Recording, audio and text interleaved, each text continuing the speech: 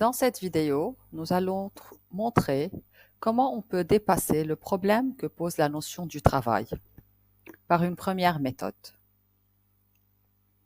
Une première option se présente, celle de dépasser le problème à travers une référence philosophique. Ici, nous allons avoir recours à celle de Bertrand Russell.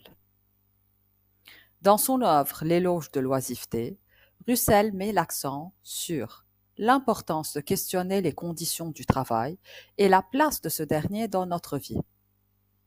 La nécessité d'accorder de l'importance à l'épanouissement personnel pour garantir une vie heureuse et la valeur de la bonté qui, elle, nécessite aisance et sécurité. C'est pour cela d'ailleurs que dans son œuvre, il évoque beaucoup comment et quelles conditions avoir pour mieux gérer notre temps entre vie personnelle et vie professionnelle.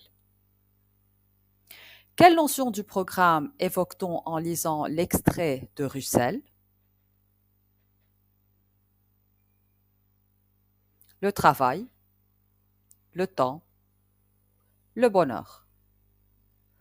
Le travail parce que Russell nous propose de diminuer à 4 heures le nombre de travail. Le temps parce que Russell nous propose de repenser l'usage que nous faisons de notre temps afin de mieux le maîtriser. Le bonheur parce que Russell nous montre que le bonheur dépend de nous, de notre façon de trouver un équilibre entre ce qu'il faut et ce qu'on veut faire. Comment rédiger l'argument?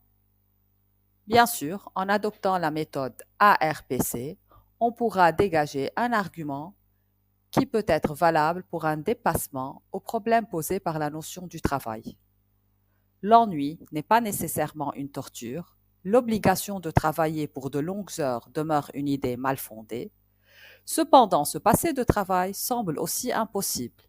Donc, nous avons montré la partie de l'axe 1, la partie de l'axe 2, la condition.